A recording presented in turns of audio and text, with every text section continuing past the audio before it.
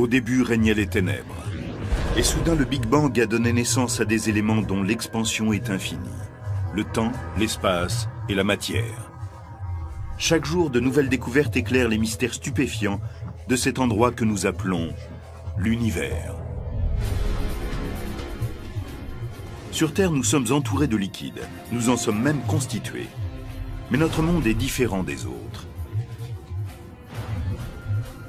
Quand on regarde les étoiles et les planètes qui peuplent le cosmos, on voit que les éléments liquides sont très rares.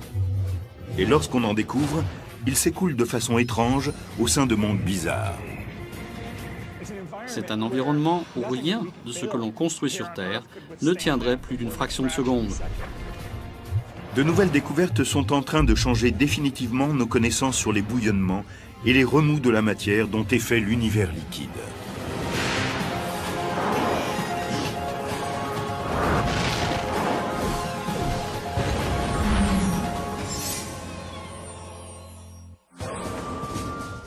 Les liquides couvrent près de 75% de la surface de la Terre.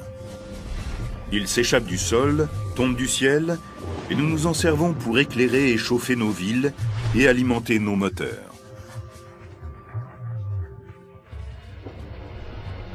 Mais ce n'est pas ainsi que fonctionne le reste de l'univers. Les liquides ne sont qu'une infime fraction de la matière. L'univers est essentiellement constitué de gaz, soit de gaz interstellaire, autrement dit le gaz qui est entre les étoiles, soit de gaz à l'intérieur des étoiles mêmes, soit de l'atmosphère des planètes. Tout le reste est la matière solide. Les planètes sont constituées de matière solide. Il n'y a vraiment que très peu de liquide. C'est ce qu'il y a de plus rare dans l'univers qui semble être le plus important. S'il n'y avait aucun liquide dans l'univers, je pense que la vie, telle que nous la connaissons sur Terre, n'existerait pas. Quand on observe d'autres systèmes planétaires, on se dit qu'il pourrait y avoir d'autres formes de vie qui n'auraient pas besoin de liquide quelconque. Mais à l'heure actuelle, il est difficile d'imaginer comment cela fonctionnerait. Où trouve-t-on des liquides dans l'univers? Et de quoi ont-ils besoin pour exister? On ne peut trouver des liquides que dans des régions où la température et la pression leur conviennent précisément. Et l'une de ces régions est Titan, le plus gros satellite de Saturne. Titan est enveloppé d'une atmosphère épaisse, 50 fois plus dense que celle de la Terre. Mais sous son ciel orange et brumeux, faiblement éclairé par le soleil, scintillent des lacs.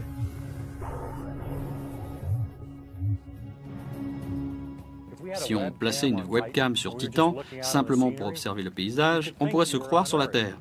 Mais s'il y avait un thermomètre sur l'appareil, on s'apercevrait qu'il y fait plusieurs centaines de degrés en dessous de zéro. 290 épouvantables degrés en dessous de zéro pour être exact. Et le liquide ici n'est pas de l'eau, mais du méthane. Parmi les mondes de notre système solaire, il n'y a que 2 qui possèdent des liquides en surface.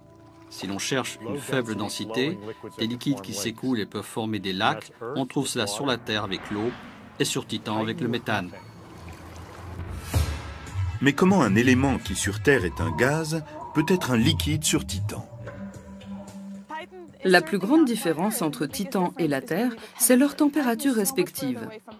Titan est beaucoup plus éloigné du Soleil. Il ne reçoit qu'un rayonnement très faible et c'est donc un monde très froid. De ce fait, les mêmes éléments se comportent différemment sur chaque planète. On peut imaginer une scène de ce type sur Titan, mais le liquide qui clapote sur les rives sera du méthane liquide.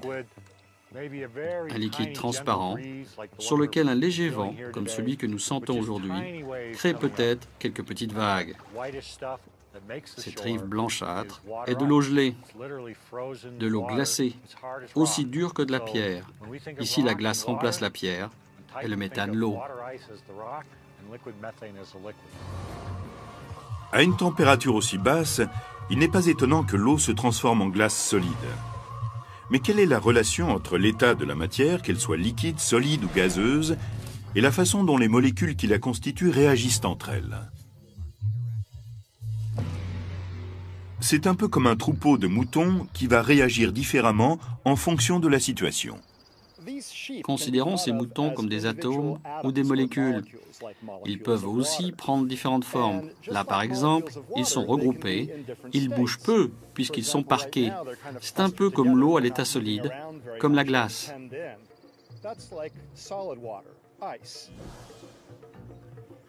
Dans un élément à l'état solide, les molécules sont parquées les unes contre les autres. Elles ne peuvent pas bouger. Lorsque l'eau bout et produit de la vapeur, elle change d'état. D'un liquide, elle devient un gaz. Dans un gaz, les particules qui le constituent, que ce soit des atomes ou des molécules, ont tendance à errer de manière assez chaotique, aléatoire. Elles bougent plus vite lorsque la température s'élève. Ici, les moutons se déplacent dans un grand champ, libres de se promener dans tous les sens. Ils ne doivent pas nécessairement rester ensemble. Ils peuvent aller d'un côté ou de l'autre. Ces moutons sont comme un élément à l'état gazeux. Ils sont éloignés les uns des autres, il y a beaucoup d'espace entre eux, et ils peuvent bouger sans contrainte. Mais un liquide comme l'eau est magique. C'est une matière qui est dans le flou entre la structure rigide du solide et la dispersion aléatoire du gaz. Dans un liquide, les atomes ou les molécules sont sous la contrainte de leurs voisins. Ils ont tendance à couler ensemble. Ils peuvent parfois se dépasser, mais ils se déplacent ensemble. Quand les moutons sont en troupeau, sous la contrainte du berger, ils vont ensemble d'un endroit à l'autre. On peut y voir l'image d'un élément liquide. Ils se déplacent légèrement, mais ne s'éloignent jamais vraiment du troupeau. Ils se déplacent tous ensemble. On pourrait dire qu'ils s'écoulent ensemble.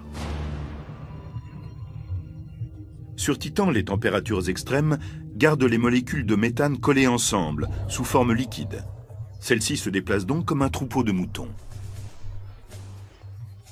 Sur notre planète, le méthane est un gaz. Ces molécules flottent de façon aléatoire, comme ces moutons en liberté. Pour le transformer en liquide, pour que les molécules de méthane soient aussi serrées qu'un troupeau, les scientifiques doivent leur faire subir une pression 300 fois supérieure à celle qui règne à la surface de la Terre. On utilise le méthane essentiellement pour se chauffer ou faire la cuisine. C'est donc une source d'énergie importante, qu'il s'agisse de produire de la chaleur ou une énergie de propulsion. Le méthane liquide est une source d'énergie tellement puissante que la NASA le teste comme éventuel carburant pour ses fusées. À l'heure actuelle, des vaisseaux spatiaux sont lancés avec des réservoirs d'hydrogène liquide. Pour les lancements, le méthane serait plus économique, car il est plus léger et plus dense que l'hydrogène liquide. Et comme celui-ci, le méthane liquide s'enflamme facilement, grâce à la présence d'oxygène. Mais sur Titan, l'atmosphère manque d'oxygène, et le méthane ne peut s'enflammer. Sur Terre, on trouve de l'oxygène et de l'azote. Sur Titan, il y a du méthane et de l'azote. Ce sont les deux seuls mondes du système solaire où l'on trouve de l'azote dans l'atmosphère. En ce sens, Titan est comme une sœur de la Terre. L'oxygène est un gaz explosif qui serait redoutable sur Titan, car il y a du méthane partout. Sur Terre également, le méthane est un gaz dangereux, car nous sommes entourés d'oxygène. Sur Titan, le méthane liquide s'accumule dans des bassins dont certains sont aussi vastes que les grands lacs d'Amérique du Nord. Sur Titan, les lacs se trouvent au pôle Nord. Il y en a énormément. Au sud, on n'en a observé qu'un seul. Nous ne comprenons pas pourquoi les lacs se sont tous déplacés au nord et n'en ont laissé qu'un seul au sud. Pourquoi n'y a-t-il pas plus de lacs au sud? Une récente découverte pourrait nous fournir un indice important. En août 2003, les spécialistes ont détecté la naissance soudaine d'une tempête autour de l'équateur de Titan. Cela peut signifier que le méthane liquide adopte le même cycle que l'eau sur Terre. Il s'évapore des lacs d'une certaine région, puis retombe sous forme de pluie pour créer des lacs dans une autre région. Sur Terre, des nuages éclatent de temps en temps dans les déserts. Il pleut très fort et l'eau s'engouffre dans les vallées arides.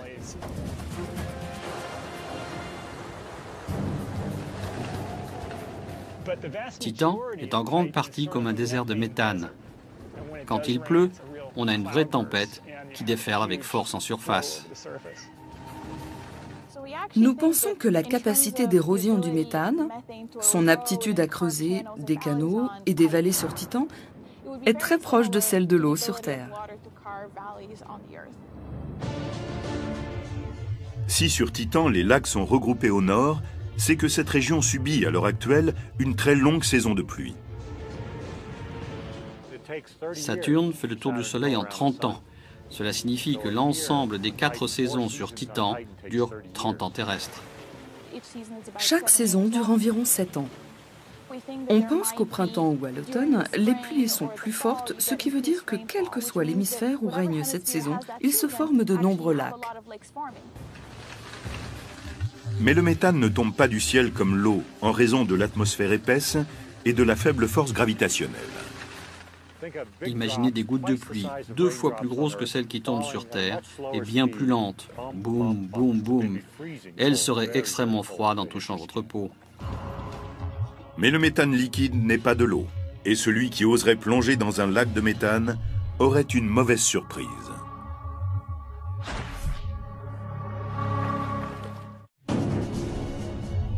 Il est rare dans l'univers de découvrir un monde, en dehors de la Terre, où l'on trouve un élément sous forme liquide. De loin, les lacs de méthane de Titan semblent familiers et même accueillants. Mais il s'agit d'un endroit tout à fait étranger en réalité. Tout d'abord, la température des lacs est de plusieurs centaines de degrés en dessous de zéro. Et en supposant que l'on puisse supporter ce froid, nager dans un lac de méthane serait une expérience étonnante pour une raison tout à fait inattendue.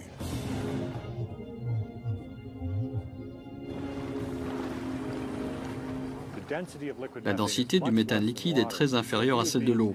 Le nageur serait donc trop lourd et coulerait. Je pèse 90 kg. Dans l'eau, mon poids est proche de zéro. Dans le méthane liquide, il serait de 36 kg.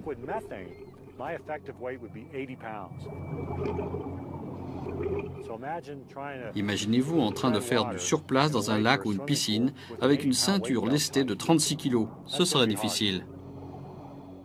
Mais ce serait la même impression que de nager dans un lac sur Titan. Le méthane est si transparent que des plongeurs auraient la sensation de regarder à travers de l'air liquide. Ce n'est pas le cas dans la plupart des lacs d'eau, car leur opacité n'est pas due uniquement à la pollution. C'est le résultat d'une caractéristique naturelle de l'eau, indispensable à la vie terrestre.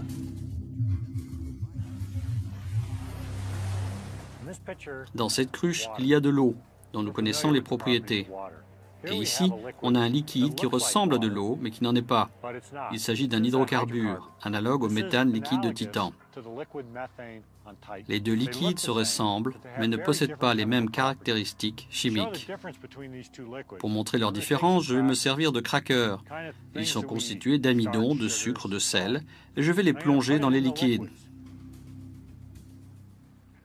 Voilà, les crackers sont dans l'eau.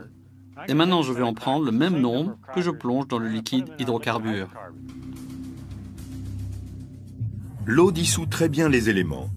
C'est pourquoi elle est considérée comme un puissant solvant. Le méthane n'est pas aussi efficace dans ce domaine.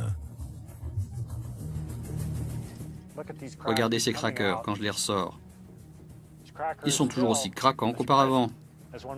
L'hydrocarbure n'est pas un excellent solvant. Le pouvoir dissolvant de l'eau vient de sa structure moléculaire. H2O est la molécule de l'eau, ce qui signifie qu'elle est constituée de 2 atomes d'hydrogène pour un atome d'oxygène. Quand on regarde la forme de la molécule, on a l'oxygène et les 2 petits hydrogènes au sommet. Cette structure signifie que l'un des côtés de la molécule d'eau a une charge positive et l'autre une charge négative.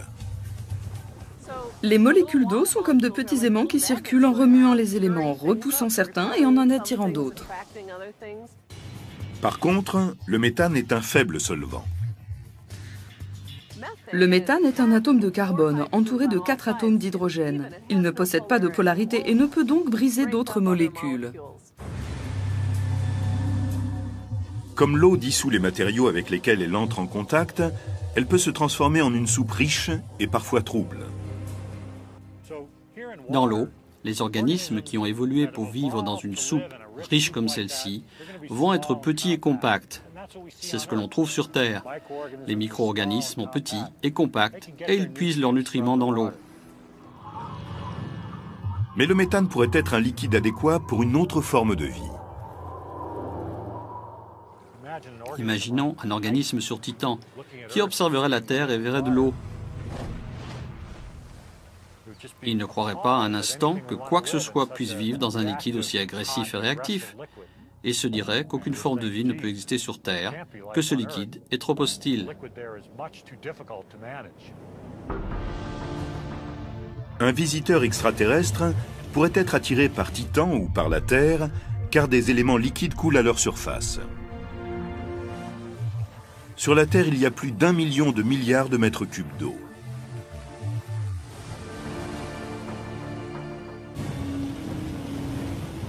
Mais cela n'impressionnerait peut-être pas les voyageurs interstellaires autant que ça, car aucune de nos 7 mers ne fait partie des océans les plus grands ou les plus profonds de notre système solaire.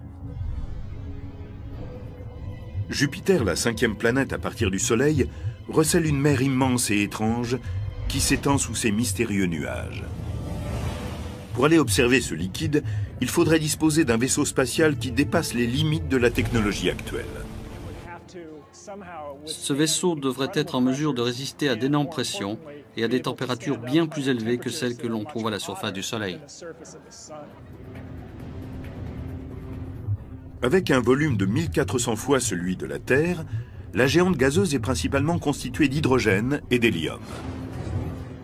Mais sous ces nuages, il est un point où le poids de cette atmosphère devient si important que les gaz se transforment en liquide, des tonnes et des tonnes de liquide.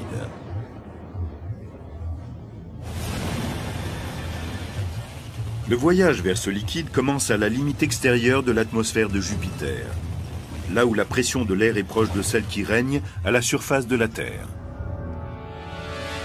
Plonger à l'intérieur de Jupiter serait une expérience incroyable. On passerait d'abord à travers les couches supérieures des nuages, où l'on trouve de l'ammoniac, du méthane et d'autres composants très colorés et tourbillonnants, et tout cela dans un milieu de tempête. Cette explosion de couleurs résulte d'un étrange mélange de produits chimiques avec l'hydrogène et l'hélium.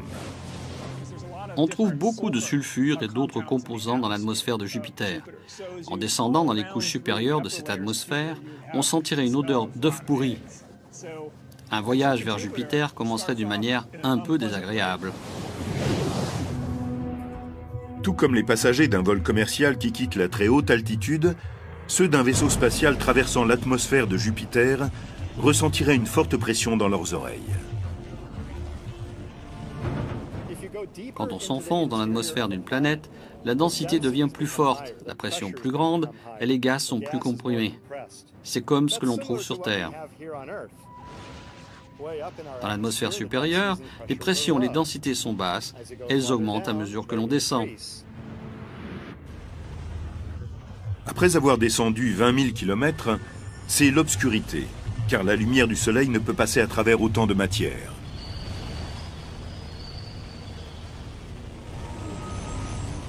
Mais à la fin, l'obscurité se lève.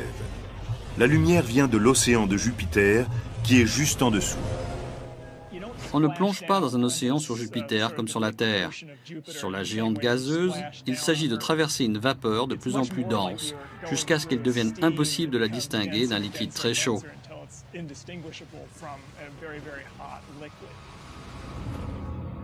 Ce liquide est de l'hydrogène. Cette mer embuée semble être la surface de Jupiter. Cela peut paraître impensable, mais cette planète possède un océan d'hydrogène liquide au-dessus d'un liquide encore plus étrange.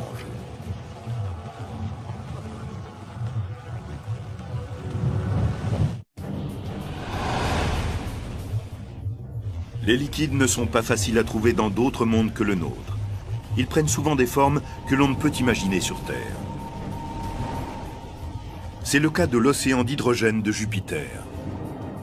Aussi étrange que cela paraisse, le liquide le plus abondant dans l'univers est l'hydrogène liquide.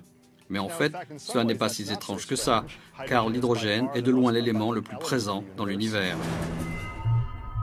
Dans la plupart des régions de l'univers, Les molécules d'hydrogène se déplacent de manière aléatoire, sous forme de gaz, comme un troupeau de moutons en pâturage ouvert.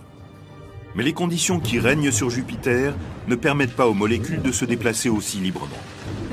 La différence entre les différents états solides, liquides, gazeux dépend de la proximité des molécules entre elles.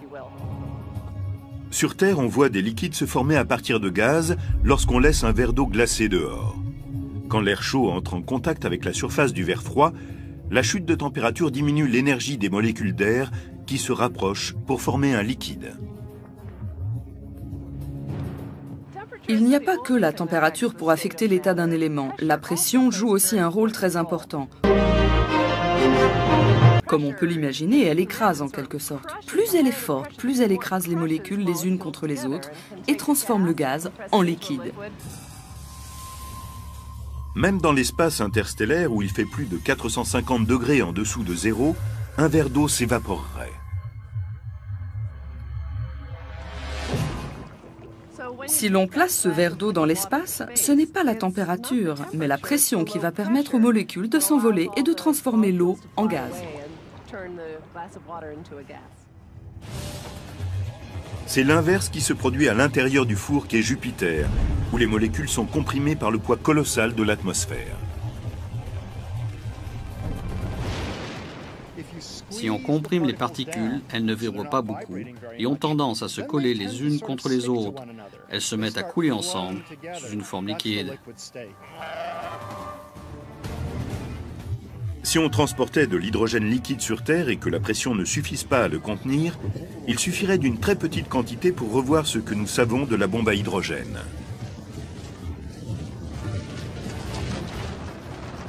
Ce ne serait pas une bonne idée de rapporter une tasse d'hydrogène liquide sur Jupiter, car la pression est énorme sur cette planète. Cela pourrait provoquer une explosion massive, pire qu'avec du TNT. Ce serait une catastrophe totale.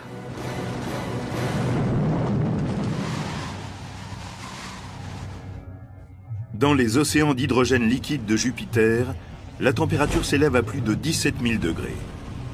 Il y fait plus chaud qu'à la surface du Soleil. Dans les profondeurs, la lumière bleutée indique que nous avons atteint un autre type de liquide. C'est encore de l'hydrogène, mais sous une forme très spéciale. C'est de l'hydrogène métallique. C'est plus lumineux que le Soleil et plus bleuté que sa surface.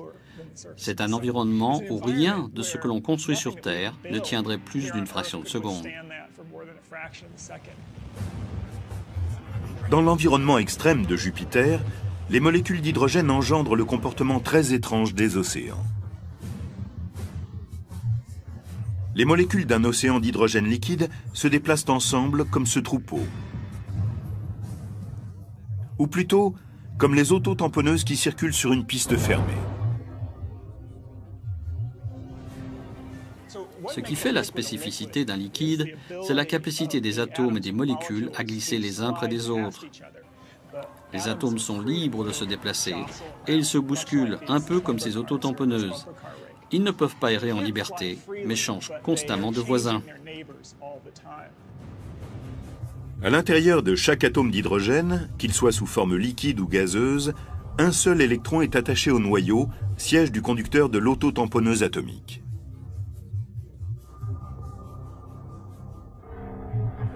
Mais à la surface de l'hydrogène métallique liquide, où la pression atteint 3 millions de fois ce que l'on connaît à la surface de la Terre, les molécules d'hydrogène pètent les plombs. L'hydrogène liquide devient en fait de l'hydrogène métallique liquide. Il se met à conduire l'électricité et à chauffer vraiment bien. À l'intérieur de l'hydrogène métallique de Jupiter, les électrons sautent de molécule en molécule et se séparent de leur noyau quand elles ont trouvé un nouvel abri. Ils transportent très bien les charges électriques d'un endroit à l'autre. C'est ce qui permet au courant de circuler. Personne ne voudrait se trouver là si quelqu'un envoyait un éclair, la foudre ou quelque chose dans ce genre, car l'électricité voyagerait facilement dans l'hydrogène métallique et nous ferait frire et disparaître.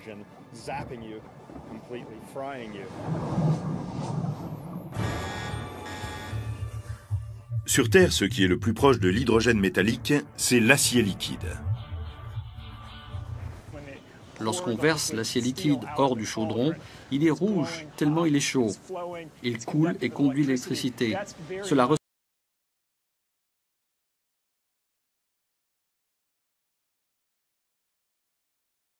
ressemble beaucoup à ce qui se passe à l'intérieur de Jupiter. À l'intérieur de Jupiter, l'hydrogène métallique liquide est différent de l'hydrogène liquide habituel, car il conduit l'électricité. Comme les électrons s'y déplacent librement, cela signifie que l'on peut avoir de forts courants électriques à l'intérieur de Jupiter, et cela crée automatiquement un champ magnétique.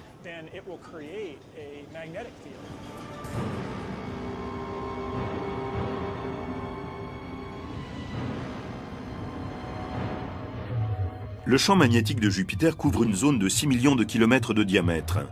Il intercepte et dévie les particules chargées qui traversent notre système solaire. Mais le champ magnétique le plus important et le plus puissant de l'univers est généré par d'étranges corps stellaires qu'on appelle des étoiles à neutrons. Ces champs magnétiques peuvent aussi être produits par un liquide. Mais l'intérieur d'une étoile morte est le dernier endroit où l'on s'attend à voir s'écouler quoi que ce soit. Une étoile à neutrons est comme un gros morceau de matière de neutrons extrêmement serré. On appelle cela de la matière dégénérée, car elle ne peut être plus serrée. La plupart des matériaux que l'on comprime deviennent plus denses, mais ce n'est pas le cas de la matière dégénérée.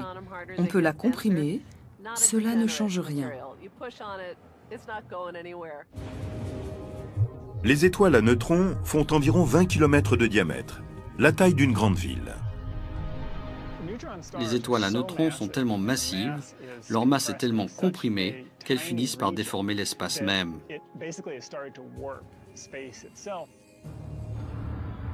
Il est impossible d'en visiter la surface. Tout ce que l'on construit à partir de matériaux ordinaires serait immédiatement écrasé à la surface d'une étoile à neutrons. La gravité est si forte que la plus haute chaîne de montagnes se mesurerait en millimètres. Pourrait-il exister un liquide dans cet environnement hostile? Étonnamment, la réponse est peut-être oui. Certains scientifiques pensent qu'une étoile à neutrons n'a pas de noyau solide. Son intérieur pourrait se déplacer si librement qu'il serait rempli de ce qu'on appelle des superfluides, c'est-à-dire des liquides sans épaisseur ni viscosité. La viscosité permet de mesurer la résistance d'un fluide à l'écoulement. Une matière à basse viscosité, comme l'eau, s'écoule très facilement. On peut voir la vitesse à laquelle elle coule dans ce bol, mais le miel d'un autre côté est très visqueux. Plus le fluide est épais ou visqueux, moins il s'écoule et moins les choses peuvent se déplacer à l'intérieur de celui-ci. Un superfluide a une viscosité zéro. C'est un liquide si fin qu'il n'arrête jamais de couler. L'étrange fluide présent à l'intérieur d'une étoile à neutrons possède les propriétés de ce qu'on appelle un superfluide. Autrement dit, si on met en mouvement un courant de ce type, on peut provoquer un vortex à l'intérieur d'une étoile à neutrons. Et il continuera à couler sans cesse, sans jamais s'arrêter, car il n'y a aucune viscosité qui puisse interrompre le courant. Certaines étoiles à neutrons tournent comme des toupies, effectuant plusieurs rotations par seconde. Et comme l'hydrogène métallique sur Jupiter, cette région intérieure superfluide, transportant des particules énergétiques, génère un champ magnétique massif. Mais le champ magnétique d'une étoile à neutrons est des millions de fois plus puissant. Notre planète possède un liquide très agité à l'intérieur d'elle-même. Bien que personne ne l'ait jamais vu, la vie sur Terre ne pourrait exister sans lui.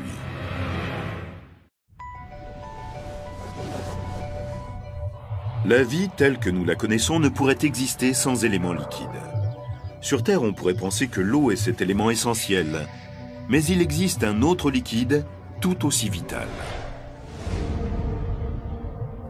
À 3000 km sous la surface où règne une chaleur de 7000 degrés, une mer de fer liquide de presque 1,5 km de profondeur enveloppe le noyau solide de la Terre. Mais comment les scientifiques peuvent-ils être sûrs de ce qui se trouve à l'intérieur de la Terre? C'est exactement la question que pose Gina S. de Danbury, dans le Connecticut. Elle nous a envoyé un texto. Comment sait-on que la Terre a un noyau ferreux si on ne l'a jamais vu?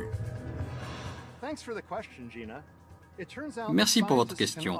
Les scientifiques peuvent déduire des choses indirectement quand ils ne peuvent les voir. Par exemple, on sait que la Terre possède un noyau de fer liquide autour d'un noyau de fer solide, car elle possède un champ magnétique.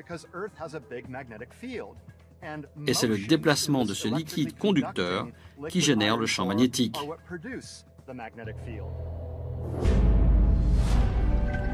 S'il n'y avait pas de champ magnétique, la vie sur Terre en souffrirait. S'il n'existait pas, toutes les particules chargées venant du Soleil et de l'espace s'élanceraient dans l'atmosphère et entreraient en interaction avec des cellules vivantes, provoquant de nombreuses mutations cancéreuses. Contrairement aux conditions qui règnent dans le noyau, celles à la surface transforment le fer en un métal tellement solide qu'on l'utilise pour construire des tours ou de longs ponts. Mais dans certaines régions éloignées de la galaxie, il y a des mondes tellement chauds et denses que le fer n'est rien de plus qu'une bruine humide. Elles sont pour la plupart sous-estimées et incomprises, trop grosses pour être des planètes, trop petites pour être des étoiles. On les appelle des naines brunes. Ces objets sont comme des versions XL de Jupiter. Ce sont des géantes gazeuses, mais elles sont 75 fois plus grosses. Dans une certaine mesure, les naines brunes sont des étoiles ratées. Elles ne sont pas assez massives pour produire des hautes températures et des pressions internes suffisantes pour enflammer l'hydrogène classique et brûler ensuite un bon moment. Ces étoiles sont quand même très chaudes. Et malgré leur nom, elles ne sont pas brunes. Si on était sur place, on pourrait voir une espèce de lumière rouge-orangée dégageant tellement de chaleur qu'on serait brûlé à proximité d'une naine brune. Elles sont tellement chaudes que leurs nuages ne sont pas constitués de vapeur comme sur Terre, mais plutôt d'une vapeur de fer gazeuse.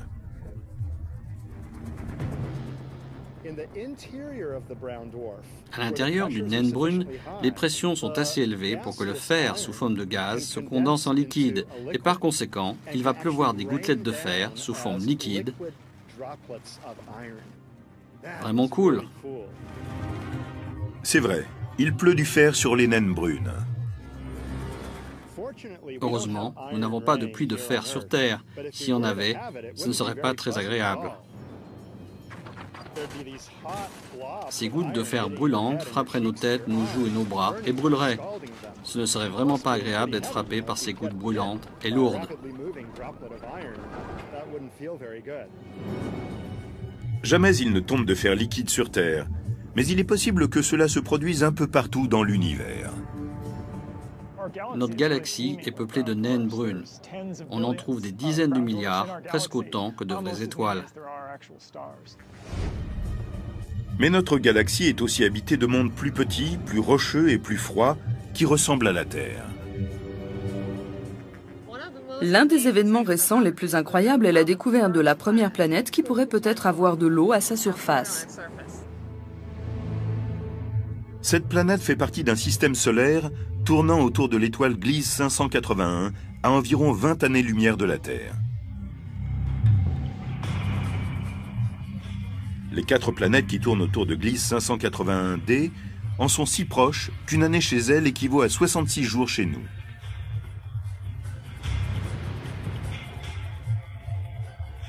Mais c'est bien si l'on cherche une planète sur laquelle il y ait de l'eau, car Gliese 581d est plus petite et moins chaude que notre Soleil. Selon certaines estimations, elle est 10 fois plus massive, et son diamètre est le double de celui de la Terre. Certains scientifiques pensent que cette masse importante pourrait être générée par des gaz. Gliese 581d pourrait donc ressembler aux géantes gazeuses de notre système solaire, comme Jupiter, Saturne, Uranus ou Neptune, qui comprennent beaucoup de gaz et très peu de liquide. Mais d'autres pensent que Gliese 581d ressemblerait un peu à la Terre. Nous pensons qu'elle a une masse qui est 10 fois celle de la Terre, obtenue par simple empilement de matériaux rocheux. C'est ainsi qu'on a ce qu'on appelle une super-Terre. Il pourrait également s'agir d'un mini-Neptune. Rien n'est encore sûr, mais c'est le premier objet qui pourrait ressembler à la Terre, en plus gros. Avec sa masse 10 fois supérieure à celle de la Terre, cette exoplanète pourrait se révéler être un monde d'eau couvert d'océans très profonds. La petite orbite de Gliese 581d implique que la gravité de son étoile parente maintient toujours le même côté de la planète face à l'étoile. Ce qui signifie que la moitié de la planète n'est jamais à l'ombre. Quand on regarde la Lune, on en voit toujours la même face. Cela pourrait se produire également sur une autre planète proche d'une étoile. La face éloignée de cette planète n'est jamais exposée à la chaleur. Elle est donc sans doute couverte de glace. Il devrait y souffler des vents très forts qui iraient de la face chaude à la face froide. Les vents créent des vagues. Même sur Terre, chaque souffle d'air pousse et attire la surface de l'eau. Mais si Gliese 581d est un monde fait uniquement d'eau, il n'y a pas de continent où les vagues se briseraient. Il y a des vagues d'1 kilomètre de haut qui avancent sur des kilomètres et des kilomètres. Si on veut surfer, c'est là-bas qu'il faut aller. Peut-être y a-t-il une surface solide sous ce grand océan, mais elle ne peut être semblable à ce que l'on connaît sur Terre. Il s'agirait d'un état solide de l'eau, connu sous le nom de Ice Set. Au lieu de moutons ou d'auto-tamponneuses, imaginons les molécules d'eau comme des canettes d'aluminium que l'on jetterait dans un conteneur. À des températures et pressions similaires à celles de la Terre, elles interagissent et se comportent comme un liquide. Lorsqu'elles gèlent, les molécules d'eau se transforment en une glace solide. C'est une structure moléculaire que les scientifiques appellent Ice 1. Si Ice 1 est celle que vous et moi utilisons, c'est qu'elle n'a pas beaucoup d'énergie pour bouger, tant elle est froide. Un grand océan dans un monde d'eau ferait des kilomètres et des kilomètres de profondeur. Et comme sur Terre, plus l'océan serait profond, plus la pression serait grande. Si la pression est assez forte, il se produit un phénomène étonnant. L'eau se transforme en un type de glace solide et chaude. Si on augmente la pression d'un liquide, on peut le transformer en solide, car on comprime tellement les molécules et les atomes qu'ils sont comme parqués. Ils ne peuvent pas se déplacer les uns par rapport aux autres, ils ne peuvent pas s'écouler. De hautes pressions peuvent créer une variété de glaces solides, avec une structure interne différente de la glace gelée, ou Ice 1. Ce qui différencie Ice 1, 2, 3, 4, 5, 6 et 7, et cela va sans doute jusqu'à 10, et peut-être beaucoup plus loin, c'est en réalité la différence de pression. La différence que l'on connaît entre Ice 1 et les autres, c'est que pour les autres, la pression agit sur les canettes. Sur une planète aussi massive, la pression de l'eau peut atteindre plusieurs millions de fois ce que l'on connaît sur Terre. Cela signifie que l'Ice Set pourrait se former sous les océans de Gliese 581d. Si on plongeait dans cet océan, les 70% d'eau de notre corps deviendraient de la glace. Ce n'est donc pas une bonne idée. Aujourd'hui, nous n'avons pas les moyens technologiques d'y mener une exploration. Si on recherche juste de l'eau liquide, il n'est pas nécessaire de voyager hors du système solaire. Nous avons un voisin qui possède plus d'eau que tous les océans de la Terre. Dans un univers de liquide, Europe, satellite de Jupiter, ne paraît pas être l'endroit où l'on pourrait en trouver. C'est un désert arctique, cerné de glace et ridé de fissures. C'est comme regarder la glace en Antarctique. Le dessus est glacé et solide, on voit des fissures qui pourraient détacher des parties les unes des autres, ce qui laisse penser que la surface flotte sur un élément liquide qui se trouve en dessous. Ce n'est pas juste un peu d'eau. Sous une couche de glace épaisse de 90 km, il y a un océan de 90 km de profondeur. C'est très profond. Il faudrait beaucoup creuser pour pouvoir pêcher à travers la glace sur Europe. Plus petite que notre Lune et près de 3 fois plus loin du Soleil, Europe, au cours de son orbite, traverse le champ magnétique de Jupiter. Mais c'est une autre force jupitérienne qui empêche un monde aussi éloigné du Soleil de devenir glacé et solide. Elle acquiert de l'énergie à partir d'un petit élan gravitationnel de Jupiter, qui est très massive et crée des marées sur Europe, tout comme la Lune le fait sur la Terre. La gravité de Jupiter s'allie aux coups et poussées des autres satellites en orbite proche pour écraser et étirer Europe. La friction qui en résulte chauffe et fait fondre l'intérieur du satellite. Ce qui reste est de l'eau salée. C'est en grande partie de la bonne vieille eau, H2O, mais du sel et d'autres éléments y ont été dissous. Ce qui ressemble plus à l'eau en Europe serait l'eau salée de la mer Morte en Israël, où l'on a une très haute concentration de sel. On n'a pas très envie d'en remplir une bouteille. Il peut y avoir des liquides dans des endroits très inattendus. Mais aucun liquide n'est plus surprenant que celui qui a été récemment découvert et qui est aussi vieux que le temps lui-même. Il y a 14 milliards d'années, l'univers a débuté sous la forme d'un point infiniment petit. Il a jailli d'une explosion cosmique connue sous le nom de Big Bang. Il s'est agrandi et encore agrandi. Des particules étranges et des gaz se sont refroidis, puis rassemblés pour former des étoiles, puis des systèmes solaires et des galaxies. Mais remontons juste après le Big Bang, avant que les protons et les électrons ne se combinent pour former les premiers atomes. Tout filait, entrait en collision. Les éléments s'écrasaient l'un sur l'autre, si bien qu'on en est arrivé à ce qu'il n'y ait pas assez de liberté pour que les particules puissent trier, s'installer et s'assembler pour former les choses qui nous sont familières aujourd'hui. Au début, l'univers était comme un désert nu, brûlant à une température de millions de milliards de degrés.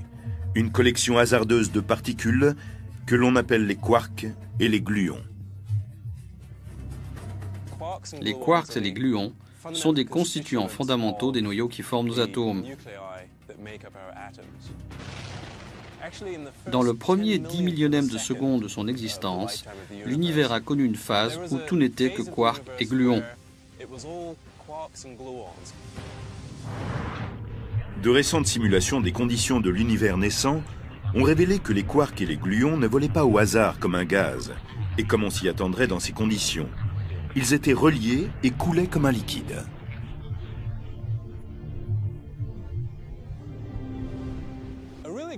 Un excellent exemple de cela est le sable. Nous avons ici une poignée de sable qui est faite d'un tas de petites particules qui sont pour l'essentiel comme de petites pierres. Mais la façon dont elles entrent en interaction les unes avec les autres détermine la façon dont elles bougent ensemble pour nous donner quelque chose qui ressemble plus à l'écoulement d'un fluide qu'au comportement d'un solide. Et c'est la même chose pour les quarks et les gluons. Ils entrent en collision et c'est probablement ce qu'ils faisaient déjà lors de la naissance de l'univers. On voit des formes dans le sable qui ressemblent aux ondulations qui se produisent à la surface d'un océan, en réponse au vent par exemple. Et cela ressemble plus au comportement d'un fluide qu'à celui d'un liquide ou d'un solide. Les ondulations sont les traces laissées par un type de perturbation. Quand la matière est à l'état liquide, les ondulations s'étendent facilement. Cette capacité à transmettre les perturbations peut marquer une empreinte sur le destin final de l'univers. À ce moment de chaos critique après la création, la fluidité de notre univers naissant commençait à montrer les signes d'un avenir grandiose. Certaines parties du fluide étant légèrement plus denses que d'autres, des formes se sont créées, qui sont devenues ensuite la structure de ce que nous voyons dans l'univers tardif.